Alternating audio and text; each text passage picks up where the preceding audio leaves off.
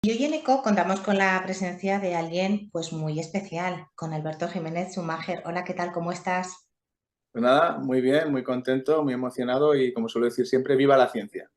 Bueno, viva la ciencia, un aragonés al que queremos que la gente conozca un poquito más, científico, investigador de referente en el mundo de la oncología. Realmente eres uno de los investigadores de referencia oncológicos a nivel mundial y eres de Zaragoza. ¿Cómo se lleva esto? Bueno, yo creo que por el tema de trabajo, ¿no? Que trabajo en oncología y por los maestros que he tenido, ¿no? Me formé con Carmen Guerra, Mariana Barbacid o mi gran ídolo es Carlos López Otín, pues se me ha seguido, ha escuchado más. Además, yo he hecho mucha divulgación científica, por lo cual he podido llegar mejor a la sociedad. Pero hay gente infinitamente mejor que yo, incluso aquí en Zaragoza, en este pasillo del trabajo en el que estoy, ¿no? Lo que pasa es que, bueno, por el tema y porque a lo mejor la ciencia que yo hago es más dirigida al paciente y por la relación que tengo también con asociaciones se me escucha, pero tenemos que estar muy orgullosos del nivel de ciencia que está alcanzando nuestra comunidad autónoma. Sí que es verdad que en eso tienes toda la razón. Lo que pasa es que, claro, tú además de investigador eres gran comunicador e incluso te has animado en el mundo de la escritura colaborando en algún libro, con algún libro. Entonces eres como una cara mucho más visible y más accesible pues para todos nosotros. Y bueno, pues sí, la verdad es que además he tenido la fortuna de caer en proyectos que han tenido mucha repercusión, ¿no? También ha habido que trabajar mucho, ¿eh? Pero ha habido, está en el momento adecuado, en el sitio adecuado y ahora el sitio adecuado es estar aquí en Zaragoza. Bueno, eso es importante. Bueno, vamos a comenzar preguntándote cuándo comenzó tu pasión, tu vocación por la investigación y por qué la oncología concretamente.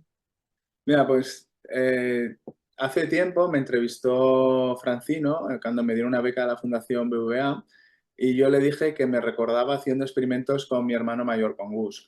Tiene 4 años y medio, 5 años más que yo. Entonces, claro, cuando él hacía tirahuevos y ballestas con 10, 11 años, pues yo lo hacía con 5 o 6 años, ¿no? Y luego, pues si él desmontaba un coche eléctrico teledirigido, pues yo estaba desmontándolo con él y la marquetería de su colegio era mejor que la mía. Pero recuerdo cuando luego volví a hablar con mi madre que me dijo, no, no, no, tú cuando ibas a las monjitas en Virgen Reina, tú ya le llevabas un palo y una cuerda que habías hecho con una piedra o algo así. O sea que yo ya desde pequeño hacía mis inventos, entonces en mi caso es un caso tremendamente vocacional. ¿Y por qué el cáncer? Pues mi primer recuerdo un poco del cáncer son las campañas de ecuestación de la Asociación Española contra el Cáncer, los globos verdes, en León 13 cuando yo era un niño. Yo jugaba en el Paseo Constitución y recuerdo verlos. Y también recuerdo que mi abuelo había muerto de algo, mi abuelo Emilio, algo que era cáncer, pero tampoco sabía lo que era. O sea que ya ese recuerdo de cáncer lo tengo desde pequeño. Cuando estudiaba en la universidad, empecé veterinaria y luego pasé a bioquímica entre el 98 y el 2003, lo que era el gran reto era el SIDA. Y de hecho estuve pensando si trabajar en SIDA, pero pensaba que habría una vacuna pronto y que el business, ¿no? Que dirían los americanos, pues que ya estaría. Sin embargo, el cáncer era algo que tenía que ver con el ciclo celular, con la división de las células, que era un tema muy importante en aquella época. Dieron el Nobel al ciclo celular por aquel entonces. Me gustaban los animales transgénicos. Mariano Barbacid había vuelto a España justo cuando yo empezaba los estudios. Era un referente para toda la generación de mis padres.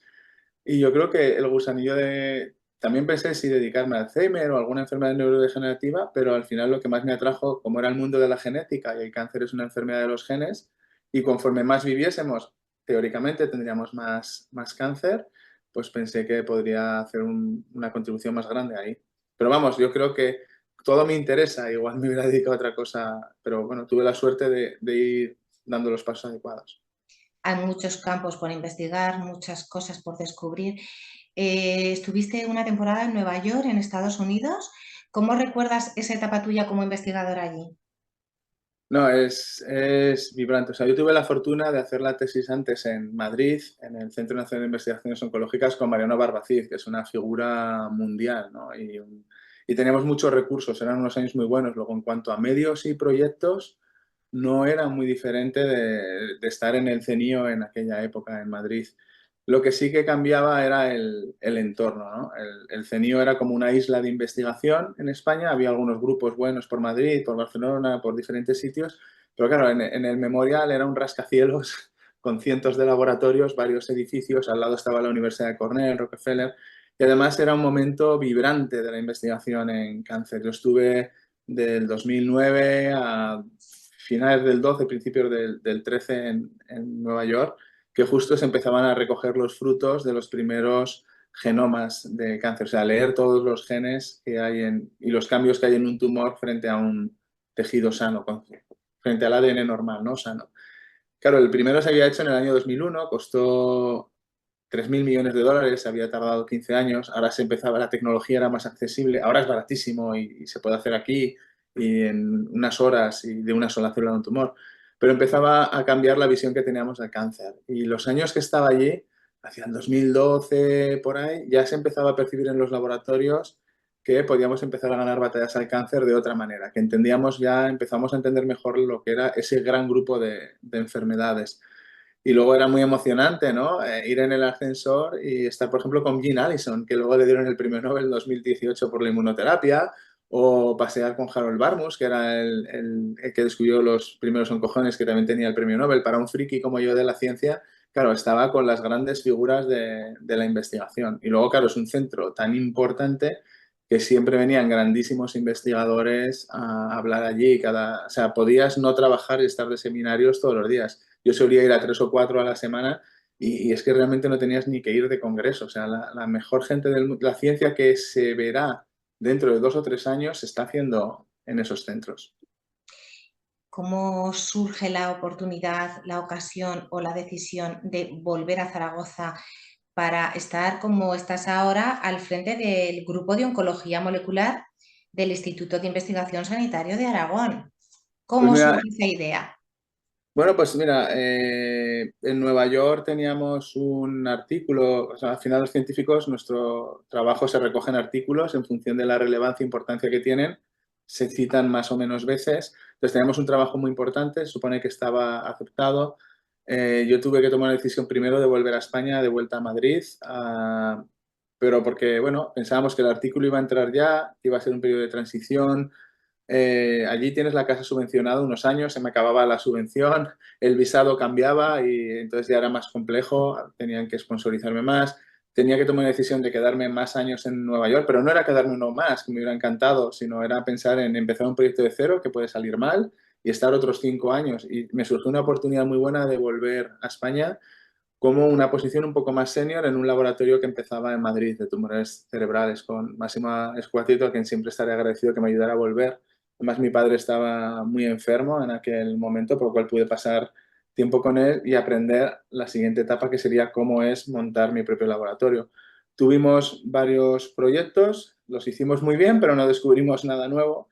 Y entonces ya hubo un momento en el que yo seguía pidiendo financiación para conseguir mis contratos, para estar más seguro, ¿no? Si tú te financias a ti mismo es menos difícil, es menos fácil que te echen.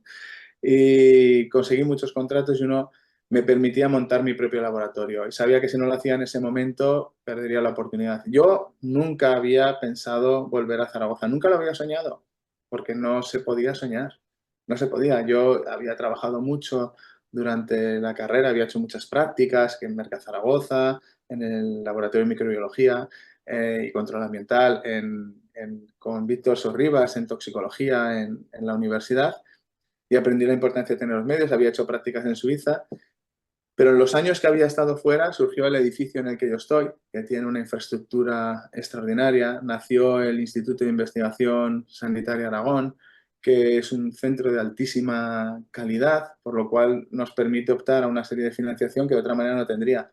El AVE se popularizó, ¿no? Entonces yo tengo que ir mucho a Madrid y Barcelona, o bueno, también estamos entre Bilbao, que hay muchos grupos de investigación, también Valencia, Lérida, o sea, estamos en Pamplona, hay un sitio muy bueno, además con el aeropuerto puedes estar en centros de investigación de Londres y Cambridge en 3 horas. Luego, la vida también te va llevando. Yo tenía una hija pequeña, la posibilidad, claro, yo ahora aquí tengo el colegio, la casa y el laboratorio a 8 minutos andando. Eso me permite optimizar el tiempo, pasar tiempo de calidad con mi familia, pero si tengo que ir, volver, entrar, tornar al laboratorio, es más fácil. O sea, sigo teniendo que trabajar mucho, pero me organizo mejor. Entonces, al final el venir aquí a Zaragoza pues a lo mejor no tengo los medios que podría tener en otros centros, que a lo mejor me darían mucho más espacio de laboratorio, una dotación fija y más cosas, ¿no? Que se hacen en otros centros, pero aquí puedo crecer a otro ritmo y ya no pensando en hacer el gran descubrimiento, sino en que todas las cosas que hagamos en el laboratorio las podamos llevar al paciente. Entonces, el Instituto de Investigación Sanitaria de Aragón engloba la investigación biomédica que se hace en los hospitales, ¿no? En cierto modo, por simplificarlo mucho. Entonces, claro, yo tengo reuniones con médicos que aunque estaban en los mejores laboratorios del mundo, pues ese tipo de reuniones no las tenía y ponen a debate mis proyectos, ¿no? Los retan y luego te vas dando cuenta de necesidades que necesitan los cirujanos, los oncólogos, ¿no? Porque cuando tú eres científico rata de laboratorio como yo, te pones a leer artículos científicos y te imaginas cómo es una operación de un tumor cerebral, pero no la has visto. Entonces, a lo mejor esa cosa que tú has pensado que podrías hacer no sirve para nada. O a lo mejor tú piensas, no, pues con esto diagnosticaremos tumores. Y te dicen, ya, es que hasta que no hay una biopsia, no podemos saber si el tumor es lo que tú piensas y eso tiene consecuencias, porque hasta que no hay un diagnóstico claro, pues tiene que tener un tipo de tratamiento u otro, si no haríamos mucho daño, ¿no? Entonces, ese tipo de conversaciones se enriquecen mucho en el instituto. Y además, en los últimos años está trayendo un talento extraordinario. Está Patricia Sancho, está Diego, Patricia Sancho en células madre tumorales, en cáncer de páncreas, Diego Sánchez en terapias avanzadas, David Fernández Antorán ha venido para generar epitelioides, Rebeca Sáenz en bioinformática. Entonces está confluyendo un momento que si lo cuidamos tenemos un montón de grupos de investigación con líneas complementarias que podemos dar mucho de qué hablar. Tenemos grandes profesionales en Aragón, como tú bien dices, si lo cuidamos, se necesita una aportación económica, se necesitan recursos, pues para investigar y para dar oportunidades también a los jóvenes que están trabajando en este campo. ¿Se necesitaría una inversión económica mucho más importante en este campo? Escuché a Mariano Barbacid, uno de mis mentores, que España tiene tres problemas en la ciencia. Financiación, financiación, financiación. Y lo que ocurre en España, pues todavía nos ocurre un poco más en Aragón, ¿no? Pues por comunidad autónoma no somos la que más recursos destina a la investigación. Yo creo que tenemos todavía un problema mayor en general en España y por ende también aquí, y es que no respetamos las convocatorias de los plazos. O sea, si al final somos un país que no destina demasiado dinero a la investigación, bueno, pues lo tenemos que asumir. Ya está. O sea, es triste, tenemos que hacer las cosas para que pueda seguir mejorando, pero bueno, es lo que hay. Lo que sí que es muy importante es conocer las reglas de juego bien y saber que, bueno, yo, por ejemplo, la Asociación Española contra el Cáncer sé que sacará proyectos en noviembre, que habrá que enviarlos en enero, más o menos se resolverán en junio y empiezas a trabajar en septiembre. De esa manera yo puedo planificar el laboratorio. Pero, por ejemplo, hay proyectos que tendrían que haber salido el año pasado para empezar a gastarse el dinero, a ejecutarse en enero, pero salieron más tarde. Entre que se resuelven y no, pasan muchos meses. Claro, yo tengo gente que a lo mejor tiene un contrato que se le acaba y si yo espero conseguir ese proyecto, pues bueno, vuelvo a tener financiación para tenerlos. Pero claro, si se produce un hueco de financiación, pues a lo mejor a esa persona no le puedo decir, oye, espérate que en 6 meses a lo mejor hay algo, porque además las he estado formando en determinadas tecnologías que a lo mejor muy poquita gente del mundo sabe hacerlo porque son cosas que te estás inventando tú, literalmente. Entonces, claro, es una pérdida de talento muy grande por un problema de convocatoria, de calendario, que digo yo. O sea, si no vamos a poner más dinero, respetemos el calendario.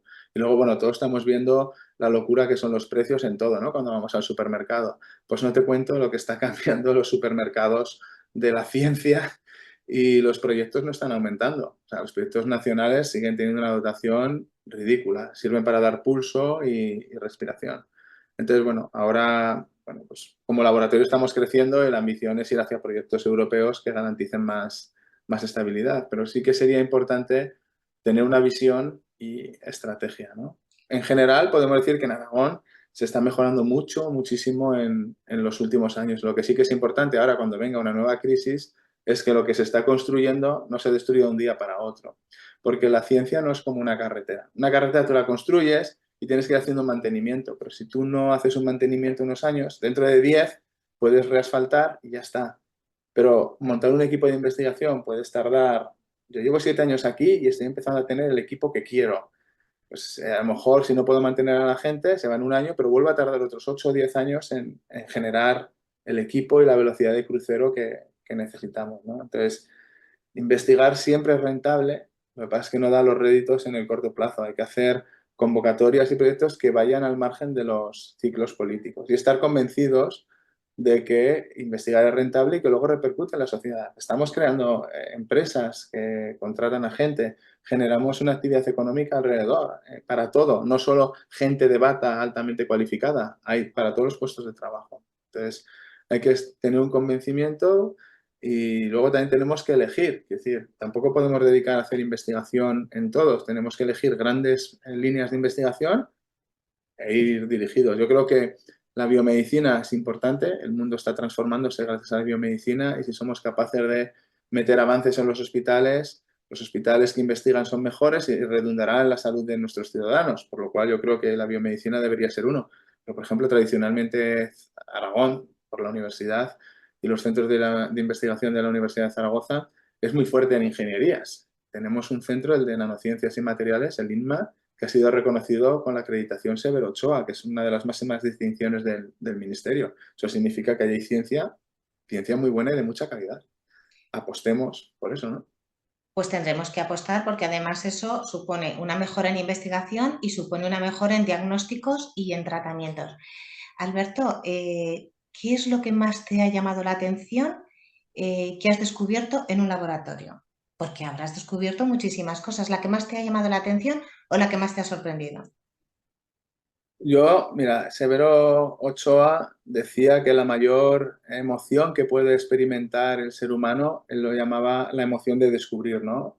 El sentir que tú eres la primera persona que ve algo en la historia de la humanidad. Pues es una tontería. Yo recuerdo la primera que recuerdo así fuerte, era ver que hicimos un ratón que permitía saber si un gen estaba encendido o apagado en diferentes órganos, se pensaba que se expresaba en todo el cuerpo y vimos que en el cerebelo, una estructura del cerebro, una pelótica que tenemos aquí detrás, no se expresaba. Es una tontería, no sabemos para qué vale y bueno, ya vamos estudiando, ¿no? Pero bueno, el tener esa sensación de wow, esperaba analizar al microscopio miles de muestras y encontrar un tipo de celulita y de repente es un órgano, un trozo de un órgano, era bonito. Pero también me recuerdo bailando en el laboratorio en Ginebra, unas prácticas en verano, cuando fui capaz de copiar, cortar y pegar trocitos de ADN por primera vez y hacer una planta transgénica. Me acuerdo poniéndome música y bailando como un loco.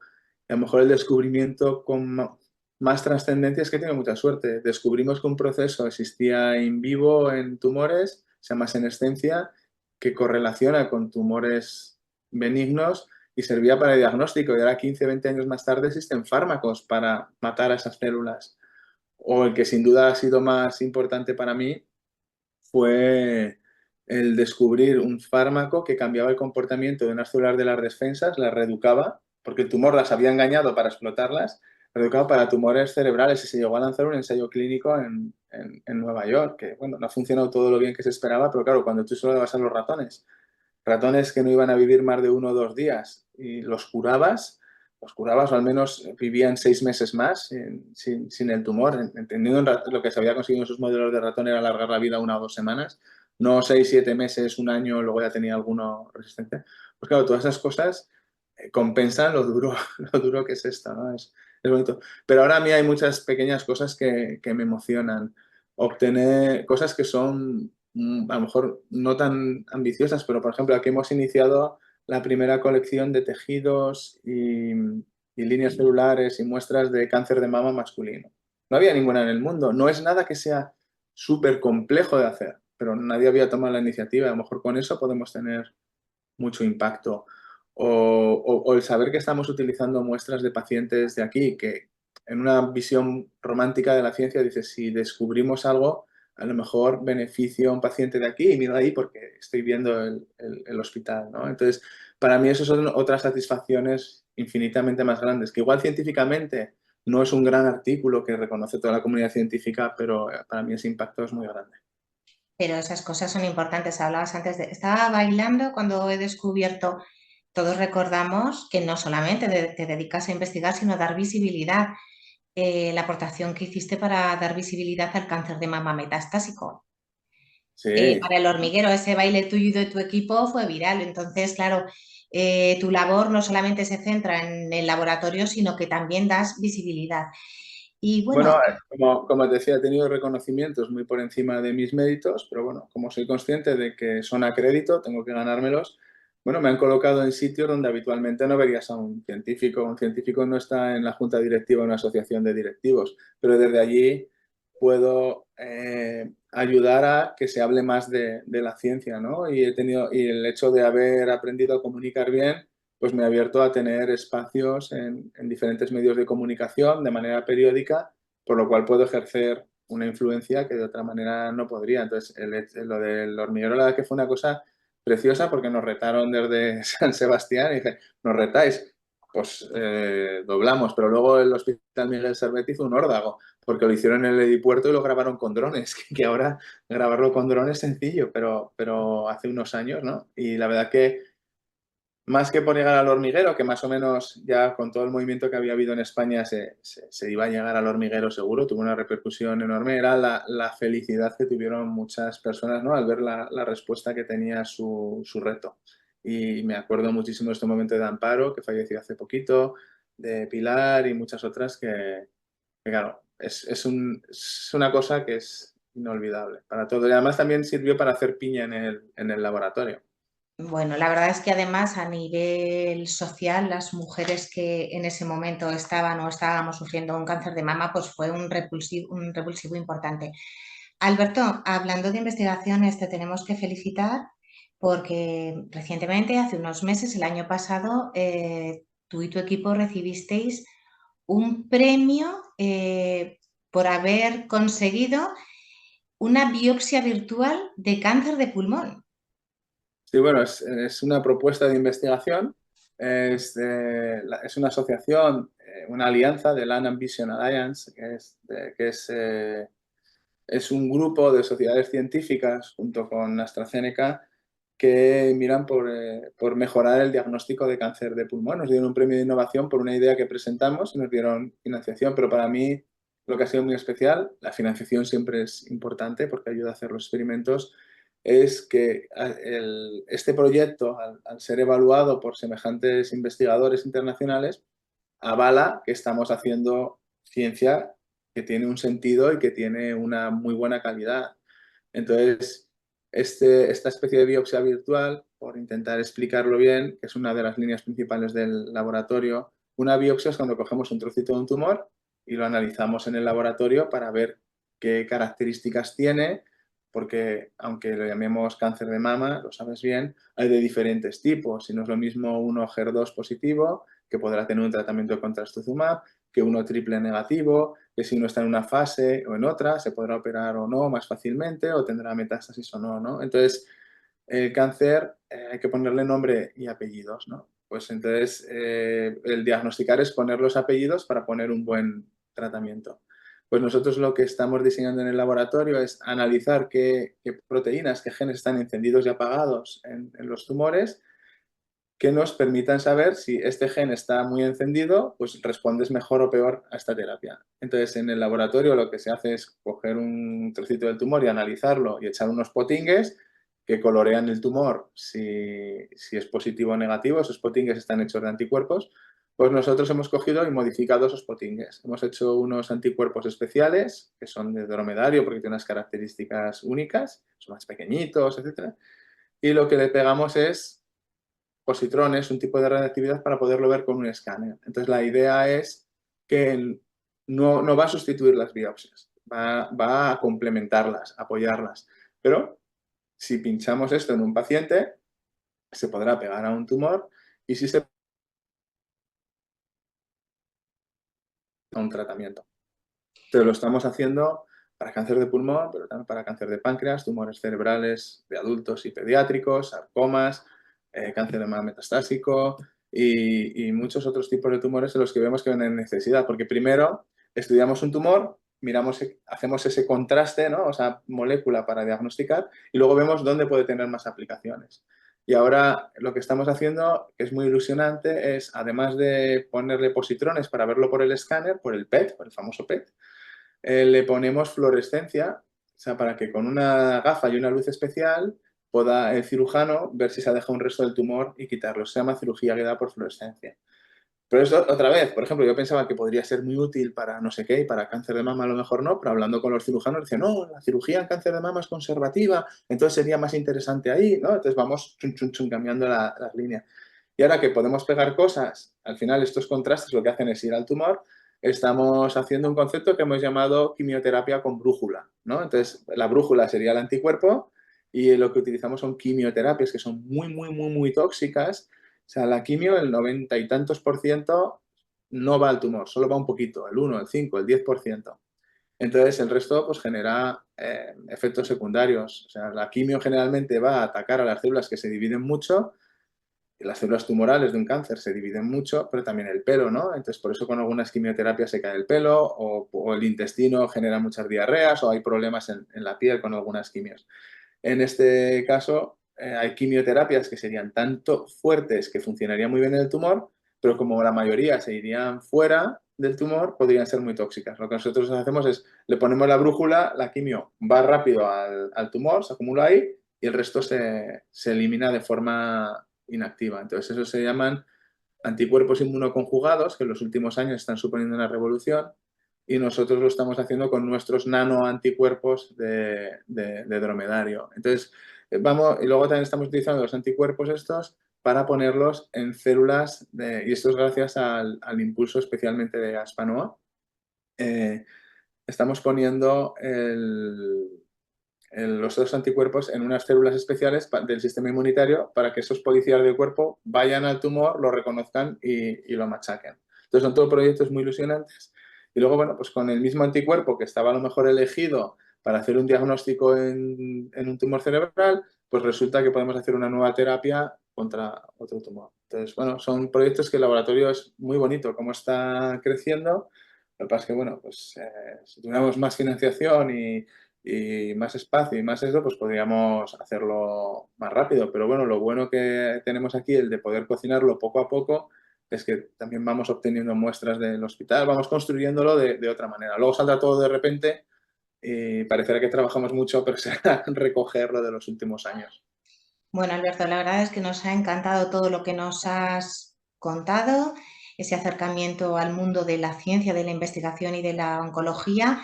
Te emplazamos a seguir hablando contigo ya que nos sigas comentando cómo va todo en tu equipo de investigación y que muchísimas gracias pues, por contarnos tu experiencia.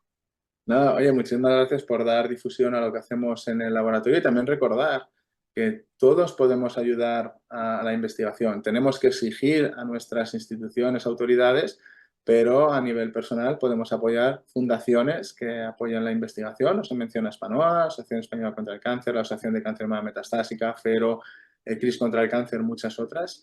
También los institutos de investigación y pueden ofrecer buenas deducciones fiscales. Entonces, al final, oye, pues es, como dice en inglés, worth it, ¿no? Beneficio para todos, ¿no? Porque yo creo que puede ser muy bonito ayudar a contribuir, ¿no? Formar parte del equipo impulsando proyectos de investigación y cualquier ayuda es importante. No hace falta poner grandísimas sumas de dinero porque todos son pequeñas piezas que suman, así que animo a la gente a que busque a quien ayudar. Puede ser investigación en cáncer, en SIDA o en cualquier cosa, vamos, en lo que sea, pero que busquen cómo ayudar. Muchas gracias. Aportaremos nuestro granito de arena.